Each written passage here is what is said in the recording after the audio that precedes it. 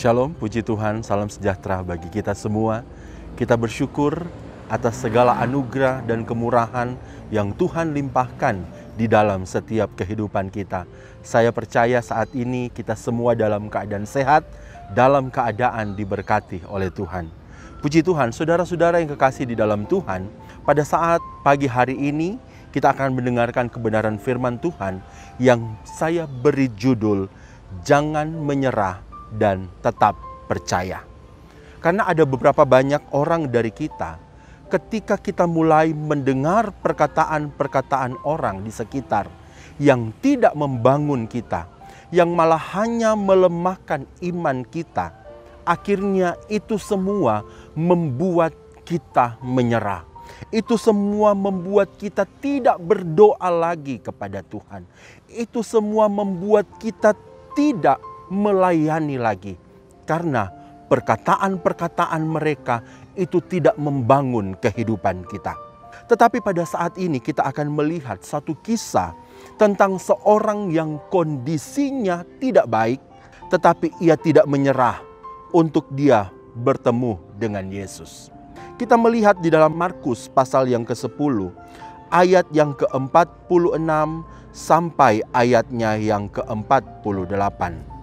Lalu tibalah Yesus dan murid-muridnya di Yeriko, dan ketika Yesus keluar dari Yeriko bersama-sama dengan murid-muridnya dan orang banyak yang berbondong-bondong, ada seorang pengemis yang buta bernama Bartimeus, anak Timeus, duduk di pinggir jalan.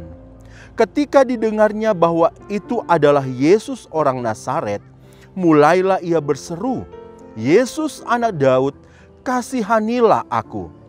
Banyak orang menegurnya supaya ia diam, namun semakin keras ia berseru, "Anak Daud, kasihanilah aku." Di sini dikisahkan tentang seorang pengemis buta yang bernama Bartimeus. Dia seorang yang tidak dianggap oleh orang lain. Bahkan kondisinya yang buta membuat dia tidak bisa merubah akan situasi yang ia alami. Bartimeus memang secara jasmani dia nggak bisa melihat, tetapi mata rohaninya bisa melihat. Ia dapat melihat bahwa Yesus sebagai Mesias yang berkuasa. Sehingga tidak heran di dalam ayat yang ke-47, ketika ia mendengar bahwa ada Yesus, firman Tuhan mencatat Bartimeus berseru kepada Yesus. Bartimeus dia katakan, "Yesus anak Daud, kasihanilah aku." Dan seruan dari Bartimeus ini membuat orang-orang yang ada pada saat itu, kalau kita membaca, mereka memarahi Bartimeus, mereka membentak, bahkan mereka menyuruh supaya dia diam. Di dalam ayat 48, di dalam terjemahan firman Allah yang hidup, dikatakan bahwa diam, bentak beberapa orang kepadanya.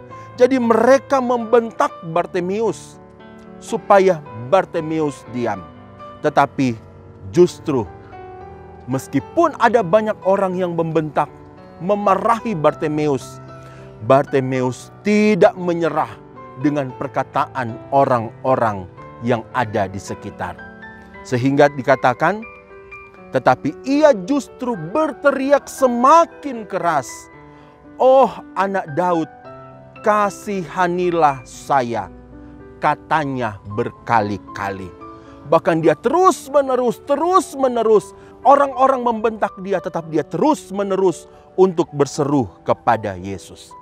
Jemaat yang dikasihi Tuhan, biarlah setiap kita mau untuk belajar kepada Bartimeus yang menutup telinganya terhadap perkataan orang yang tidak membangun.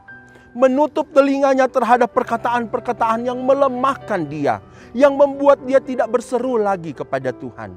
Tetapi justru perkataan-perkataan daripada orang-orang itu membuat dia semakin berkeras untuk memanggil nama Yesus.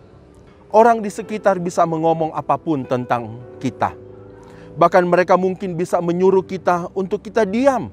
Untuk kita nggak usah berdoa lagi. Ngapain engkau berdoa? Buktinya masalahmu tidak selesai. Ngapain lagi engkau untuk mencari Tuhan? Buktinya hidupmu seperti ini. Tetapi saya mau katakan, tetap cari Tuhan. Tetap berseru kepada Tuhan. Dan di saat kita berseru kepada Tuhan, di saat kita mencari Tuhan, maka lawatan Allah akan terjadi di dalam hidupmu. Dan mujizat akan engkau alami. Bartimeus tidak menyerah dengan perkataan orang yang di sekitar. Karena kalau dia menyerah, dia berhenti berseru, maka dia akan kehilangan kesempatan untuk dia bisa melihat. Saudara-saudara yang kekasih, seruan Bartimeus membuat Yesus berhenti dari perjalanannya. Dan di dalam ayat 51, Yesus bertanya pada Bartimeus, "Apa yang kau kehendaki supaya aku perbuat bagimu?" Dan Bartimeus menjawab, "Supaya aku dapat melihat." Saudara yang kekasih, ini adalah perkataan iman dari Bartimeus. Supaya aku dapat melihat. Dan Yesus berkata, imanmu telah menyelamatkan engkau. Bahkan dalam terjemahan bahasa Indonesia masa kini katakan, karena engkau percaya kepadaku, engkau sembuh. Mari umat Tuhan, biarlah kita mau tetap terus beriman kepada kuasa Tuhan. Percaya kepada Tuhan. Jangan menyerah dengan apa kata orang terhadap dirimu yang tidak membangun kehidupanmu. Tetapi tetap beriman kepada Tuhan. Jangan hiraukan perkataan-perkataan orang. Kita memang mendengar perkataan mereka. Bartimeus memang mendengar perkataan mereka untuk supaya Bartimeus diam. Tetapi dia tidak menghiraukan semuanya itu. Dan pada akhirnya Bartimeus terima lawatan Tuhan. Bartimeus terima kesembuhan daripada Tuhan. Mari pada saat pagi hari ini kita mau belajar dari kehidupan Bartimeus untuk tidak menyerah dengan keadaanmu dan tetap beriman, percaya kepada Tuhan apapun kondisimu saat ini. Puji Tuhan, Tuhan Yesus memberkati kita semua. Bapa di surga, kami bersyukur untuk segala kebaikan-Mu buat kami dan kami berterima kasih untuk apapun yang terjadi di dalam kehidupan kami. Kami mau tetap meresponi firman-Mu. Kami mau tetap meresponi akan perkataan-perkataan-Mu Tuhan. Karena perkataan-Mu lah yang akan membuat kami tetap kuat. Perkataan-perkataan orang di sekitar mungkin tidak membangunkan kami. Tidak membangunkan iman percaya kami kepadamu. Tetapi respon kami terhadap firman akan membuat kami tetap teguh di dalam Engkau. Terima kasih Tuhan Yesus, terima kasih.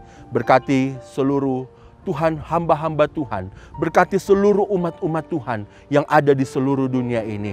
Dan kami percaya anugerah Tuhan melimpah dalam setiap kehidupan mereka. Bapak Ibu Gembala diberkati oleh Tuhan, diberikan kesehatan, diberikan kekuatan, hikmat marifat-Mu ada di dalam kehidupan mereka. Bahkan seluruh pelayan-pelayan-Mu Tuhan, mereka semua diurapi dan dipakai oleh Tuhan. Indonesia diberkati oleh Tuhan, Indonesia dipulihkan oleh Tuhan. Indonesia mengalami lawatan Tuhan secara luar biasa. Terima kasih Tuhan Yesus, terima kasih kami melangkah hari ini bersama-sama dengan Engkau. Dengan rasa syukur dan rasa percaya kami kepada Engkau sebagai penolong dalam kehidupan kami. Terima kasih Tuhan, ini menjadi doa kami, syukur kami di dalam nama Tuhan Yesus Kristus. Haleluya. Amin.